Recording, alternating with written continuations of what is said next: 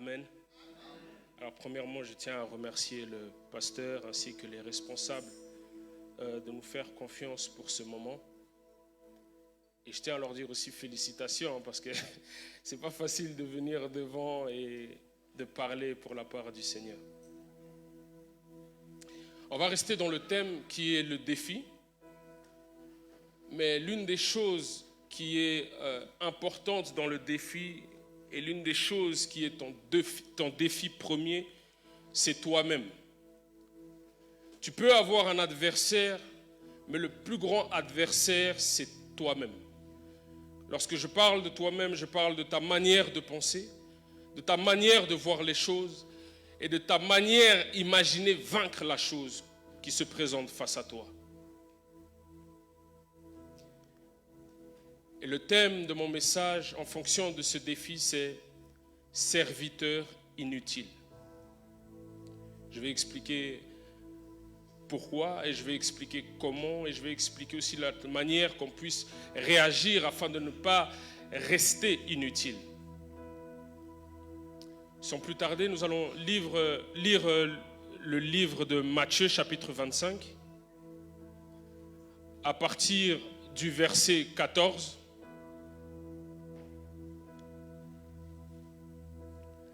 Dans le livre de Matthieu, chapitre 25, Jésus est en train de parler de la fin des temps à ses disciples.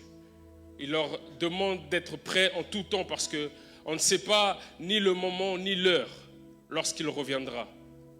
Pour les théologiens, ils appellent ça un discours eschatologique. C'est un discours qui annonce la fin des temps. Donc du verset 1 au verset 13, on parle des 10 vierges, dont il y avait 5 folles et 5 sages. Et les 5 folles avaient oublié de prendre de l'huile avec elles. Et lorsqu'elles sont parties pour acheter de l'huile afin de maintenir éclairer leurs lampes, c'était déjà trop tard. Moi, ce que je vais parler, c'est la deuxième partie, où il y a la deuxième partie d'exemple. On reste toujours dans le discours de la fin des temps. Amen. Je vais lire à partir du verset 14. Il en sera comme d'un homme qui, partant pour un voyage, appela ses serviteurs et leur remit ses biens. Il donna 5 talents à l'un, 2 à l'autre et 1 au troisième, à chacun selon sa capacité. Et il partit. Aussitôt, celui qui avait reçu les 5 talents s'en alla, les fit valoir et il gagna 5 autres talents. De même, celui qui avait reçu les 2 talents en gagna 2 autres. Celui qui n'en avait reçu qu'un alla faire un creux dans la terre et cacha l'argent de son maître. Longtemps après, le maître de ses serviteurs revint et leur fit rendre compte. Celui qui avait reçu les 5 talents s'approcha, en apporta 5 autres talents et il dit « Seigneur, tu m'as remis 5 talents, voici j'en ai gagné 5 autres. » Son maître lui dit « C'est bien, bon et fidèle serviteur. Tu as été fidèle en peu de choses, je te confierai beaucoup.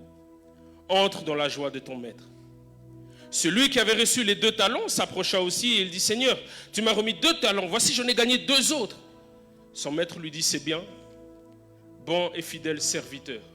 Tu as été fidèle en peu de choses, je te confierai beaucoup. Entre dans la joie de ton maître. » Celui qui n'avait reçu qu'un talent s'approcha ensuite et il dit « Seigneur, je savais que tu es un homme dur, qui moissonne où tu n'as pas semé et qui amasse où tu n'as pas vanné. J'ai eu peur et je suis allé cacher ton talent dans la terre. Voici, prends ce qui est à toi. » Son maître lui répondit « Serviteur méchant et paresseux, tu savais que je moissonne où je n'ai pas semé et que j'amasse où je n'ai pas vanné. Il te fallait donc remettre mon argent au banquier et à mon retour, j'aurais retiré ce qui est à moi avec un intérêt. Ôtez-lui donc le talent et donnez-le à celui qui a les 10 talents. Car on donnera à celui qui a et il sera dans l'abondance. Mais à celui qui n'en a pas, on ôtera même ce qu'il a. Et le serviteur inutile, jetez-le dans les ténèbres du dehors, où il y aura des pleurs et des grincements de dents. Amen. Ici, on parle d'un maître qui a donné des talents à ses serviteurs, mais les a donnés en fonction de leur capacité. Ce n'était pas en fonction de ce qu'ils ont pu demander. Tu peux demander des choses, mais ne pas savoir les gérer. Et ça, c'est un problème de gestion. La Bible dit qu'il a donné à chacun en fonction de ses capacités. Il a donné à l'un 5, à l'autre il en a donné 2, et au dernier il en a donné 1. Mais la Bible ne parle pas qu'il les a limités à ce que lui les a donnés. Il y a eu juste un point de départ. Et le point de départ était en fonction des capacités de chacun. Pour celui qui en avait 5, la Bible dit, aussitôt qu'il eut reçu les 5, il les fit valoir. Aussitôt veut dire sans perdre de temps. Celui qui en avait 5 a constaté, lorsqu'il a reçu les 5, il est parti directement les faire valoir. Lui est différent que le deuxième. Le deuxième, la Bible dit, de même, celui qui avait reçu les 2 talents en gagna 2 autres. De même ne veut pas dire aussitôt. De même, c'est un rapport de faire fructifier le fruit du talent qu'il avait reçu. De même est différent d'aussitôt. Aussitôt, si je te donne quelque chose et tu agis aussitôt, on parle de la rapidité d'action. De même, lui a besoin de voir quelqu'un agir pour agir de la même manière. De même est différent d'aussitôt. Aussitôt, c'est une personne, lorsqu'il constate que quelque chose ne va pas, il agit en conséquence. Il ne perd pas de temps. Aussitôt n'a pas besoin d'être motivé pour servir Dieu. Il agit aussitôt. De même, tu dois un peu le bousculer. C'est le deuxième. Il produit également des fruits, mais il est de même. Il a besoin de comparer. D'abord, quelqu'un doit faire, il fera ensuite. Quelqu'un doit agir, il agira ensuite. Lui, il est de même. Il n'est pas comme aussitôt. Aussitôt, on a 5 parce que sa manière de gérer est différente. Lui ne perd pas de temps. Dès qu'il reçoit, il agit. De même, a besoin d'une source de motivation. Il fait fructifier, il ramène 2 autres. Mais il est de même. Lui doit voir quelqu'un faire avant de faire. Lui doit voir quelqu'un bouger avant de bouger. De même, si toi tu crées une entreprise, de même sera aussi motivé pour créer son entreprise. Si nous nous appelons et nous convenons par exemple un rendez-vous à venir à l'église, les aussitôt vont agir directement. De même, on aura peut-être besoin de savoir qui sera à l'église aujourd'hui pour être motivé. De même, on aura besoin peut-être de savoir qui sera là afin de venir. Ou qui va faire le premier pas afin de venir. De même, fait également fructifier des fruits, mais il est différent d'aussitôt. C'est pourquoi de même à 2. Et aussitôt, on a 5. C'est en fonction de la rapidité d'action et de la gestion. De même est bon, mais il faut le motiver un peu. Celui qui en avait reçu 1 alla creuser dans la terre et il cacha les choses de son maître. Celui qui en a 1, lui, ne fournit aucun effort. Lui peut venir, s'asseoir, observer et partir. Il a la chose de son maître, mais lui préfère creuser ça. Celui qui en a 1 a tendance à murmurer. Celui qui en a 1 a tendance à dire « j'ai pas les capacités de faire cette chose-là. Et je ne veux même pas prendre le risque de faire cette chose-là. D'ailleurs, j'ai peur de faire cette chose-là. » Lui, il en a 1. Et il creuse la chose de son maître. La Bible ne parle pas qu'ici, celui qui en avait 1 a péché d'adultère ou de vol. On dit juste, il était inutile. Il n'a pas volé. Dans les choses d'adultère, tu ne le vois pas là-bas.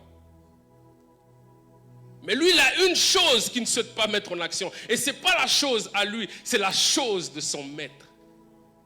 Qui lui demande des comptes longtemps après. La Bible dit, longtemps après, le maître revint, c'est dans le verset 19. Et celui qui en avait 5 s'approcha avec 5 autres. Celui qui en avait 2 de même s'approcha avec 2 autres.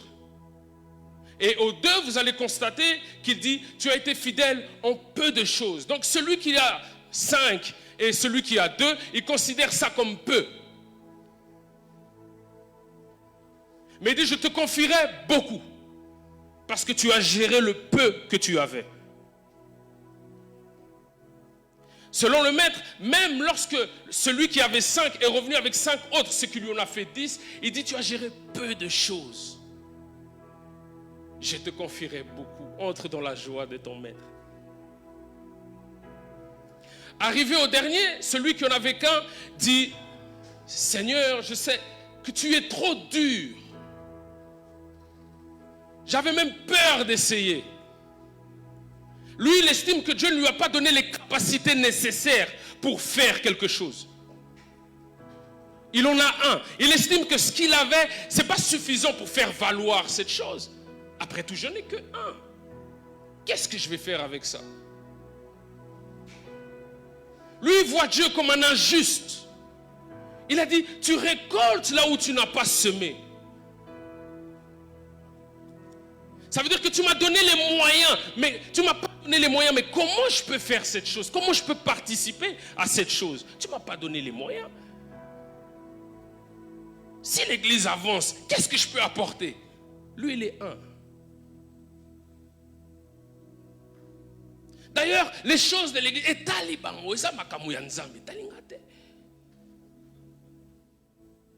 c'est triste, mais on se retrouve parfois dans le cas de celui qui en a un.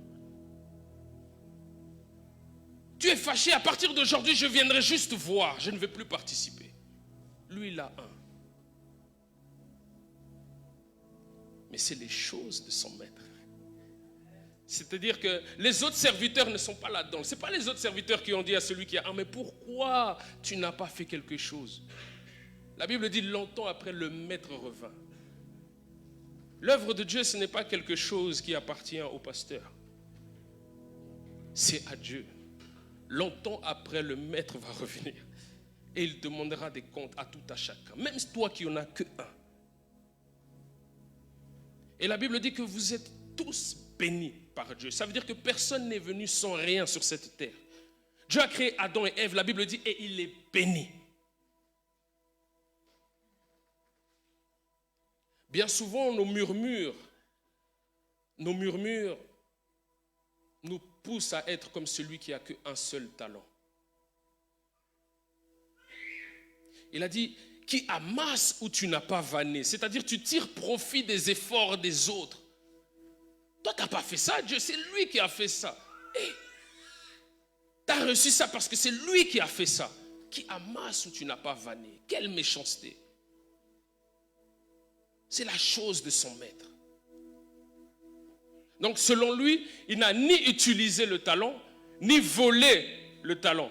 Il dit, reprends ce qui est à toi. Ça t'appartient, c'est à toi, c'est tes choses à toi. Moi, je ne suis pas là-dedans. C'est à toi. Lui, il a un seul talent. Je vois vos yeux, je sais qu'on écoute tout ça. Ça touche tout le monde. Ça m'a touché moi aussi. Vous savez, ne rien faire. Lorsque tu ne fais rien, c'est un choix, mais qui vient avec des conséquences. Jacques, chapitre 4, verset 17, tu n'as pas besoin de mettre, la Bible dit, celui donc qui sait faire le bien et qui ne le fait pas commet un péché. Si tu observes une chose que tu peux faire et que tu ne le fais pas, tu commets un péché. Là, si on peut mettre Matthieu chapitre 25, versets 41 à 46. Matthieu chapitre 25, versets 41 à 46. Si quelqu'un peut lire. À 46.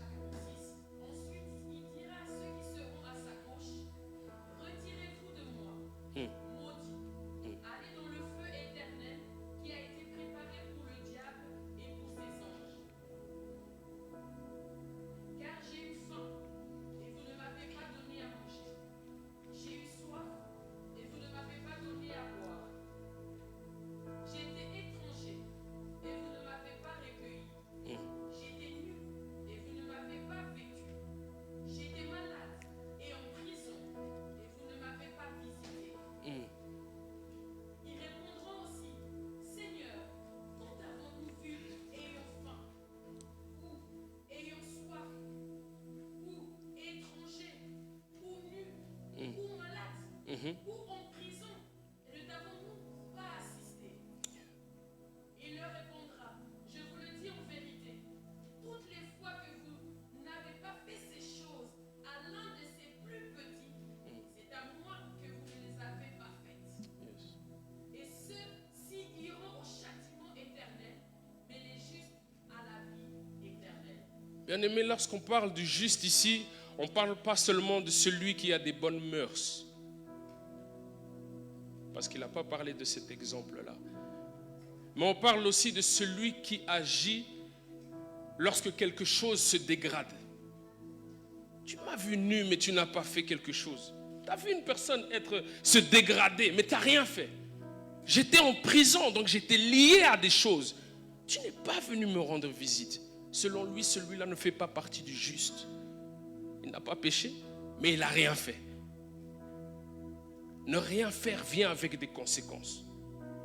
On vit dans une société où même en Suisse, la non-assistance aux personnes en danger est un délit, puni par la loi.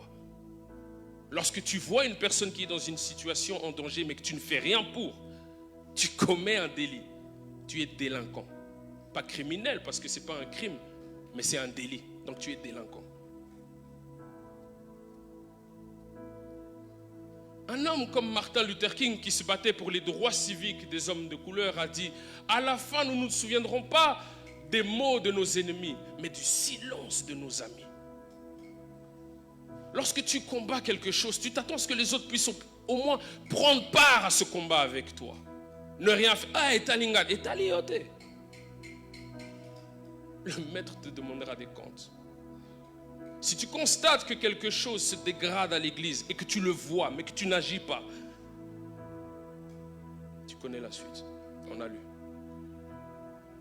Mon but n'est pas de venir vous attrister par rapport à ce message, c'est pour vous relever. Donc c'est la première phase, mais il y aura aussi la deuxième phase, lorsqu'on peut faire quelque chose. Même bibliquement, la Bible dit, si tu ne parles pas pour détourner le méchant de sa mauvaise voie, afin de lui sauver la vie, ce méchant mourra de son iniquité, mais je te redemanderai son sang. Parce que tu vois une situation qui se dégrade, tu ne veux pas parler. Parce que tu vois quelque chose qui ne se passe pas comme ça doit se passer, mais tu préfères ne rien faire. Tu dis, eux de toute manière, leur manière de faire. Leur manière de faire. Nul n'est parfait ici. Si tu as une bonne idée et que l'Esprit de Dieu te met une bonne idée dans ton cœur, viens, partage ton idée. Le but est que nous puissions grandir et croître dans l'atmosphère de Dieu. Il n'y a personne qui est au-dessus de personne.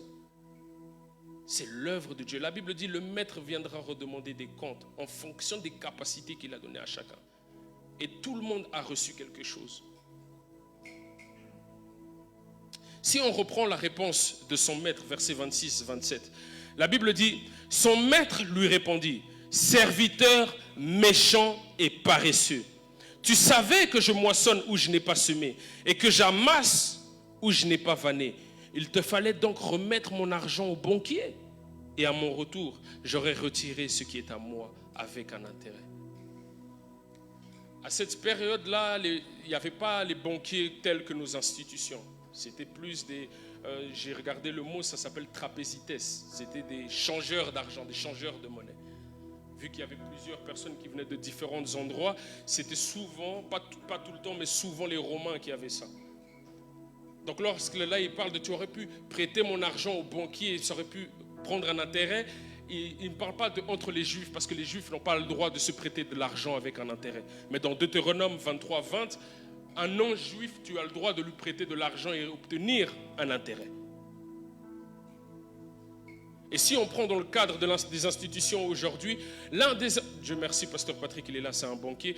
L'un des investissements les plus sûrs que tu peux faire, c'est à la banque. Je vais m'expliquer pourquoi. Lorsque tu places ton argent dans la banque, par exemple dans un compte épargne, tu obtiens peut-être un intérêt de 0,01% ou 0,05%. Je me trompe, Pasteur Patrick.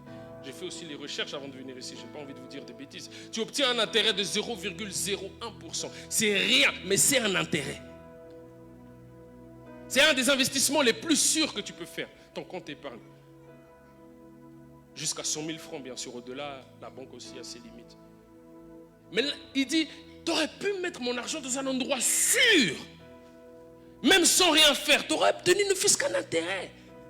Et je serais venu récupérer ce qui est à moi, plus mon intérêt. Spirituellement parlant, l'un des endroits les plus sûrs où tu peux investir, c'est dans la communauté chrétienne. Parce qu'on ne va pas te juger. Nous tous ici, qui ne connaît pas Jésus? C'est l'un des investissements les plus sûrs. Donc, un talent que tu as, tu ne l'as même pas mis à l'œuvre dans la communauté chrétienne. C'est l'un des investissements les plus sûrs. Et que tu ne l'as pas misé. Oh, serviteur méchant et paresseux. On va te mettre là où il y a des grincements dedans. Pourtant, il n'a pas commis d'adultère. La Bible dit, il n'a pas volé, il n'a pas critiqué. Il n'a juste rien fait. Il était inutile à la société. La Bible dit, on lui a enlevé ce qu'il avait et on a donné à celui qui en avait 10.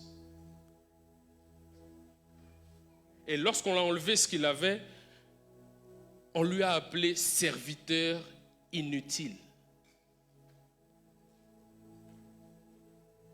C'est grave. Mieux vaut être inutile et n'avoir rien que d'avoir quelque chose et d'être appelé inutile. Et toute personne qui vient dans cette terre vient avec quelque chose. Si toi tu sais que parler français, ton français peut sauver la vie. Dieu, il n'a pas besoin que tu viennes avec beaucoup. D'ailleurs, tu vas impressionner qui? Dieu. Il utilise le peu que tu as. Qu'as-tu entre les mains? C'est ce qu'il demande à son serviteur Moïse. Moïse, j'ai un bâton. Jette le bâton. Qu'as-tu entre les mains? Peut-être toi, tu es un peu timide à passer devant, mais tu sais, par exemple, faire certaines choses en coulisses, ou tu sais donner des conseils. C'est un talent. On n'a pas tous le même talent. L'un a reçu 5, lui, il est aussitôt. Lui, dès qu'il reçoit, il va vite faire. L'autre est de même. Lui, il a besoin d'être motivé.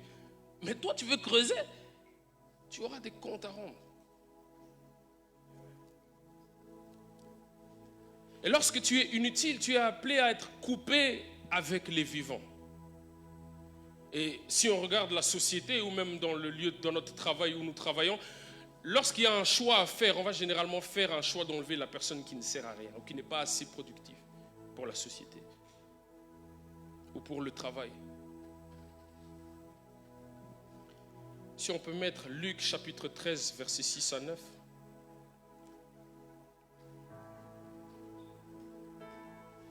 Luc chapitre 13, versets 6 à 9. Je vais lire pour la gloire de Dieu. Merci. Il dit aussi cette parabole. Un homme avait un figuier planté dans sa vigne.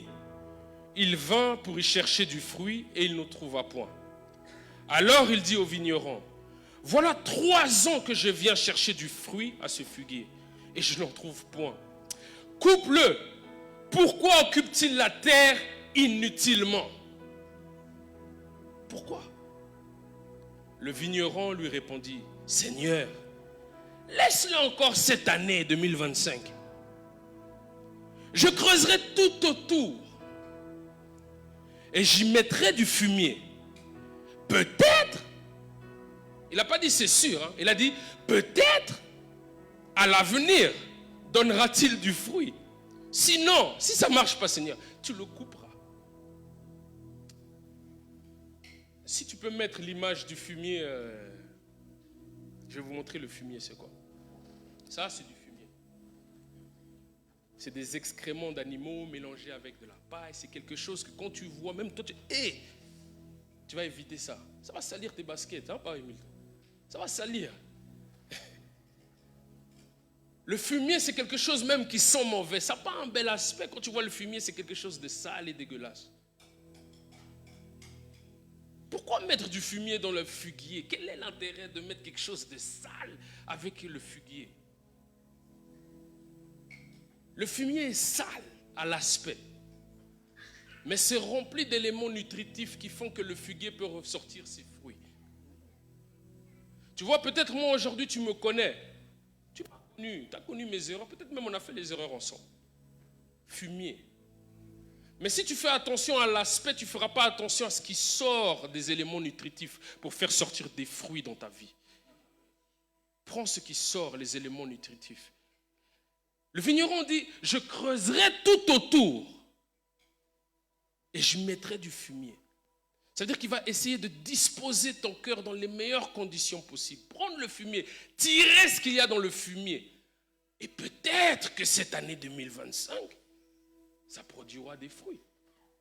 Sinon, tu le couperas. Dieu ne souhaite pas que nous puissions partir loin de lui. Il est amour. S'il s'est fait chair, c'est pour te reprendre auprès de lui. Il souhaite que tu reviennes à lui pleinement. Si tu as été blessé cette année, si tu as été attristé cette année, ce message est pour toi. Même le 1 que tu as, mise-le avec un intérêt, dans un lieu sûr, comme celui-ci. Ça va faire, ça va passer. Si tu as même l'aspect du fumier, ce n'est pas grave. Peu importe l'aspect que tu as, Dieu est capable de changer les choses. La Bible dit, de la poussière, il retire le pauvre, du fumier, il relève l'indigent pour les faire asseoir avec les grands et avec les grands de son peuple. Dieu est capable de faire quelque chose dans la vie de tout à chacun.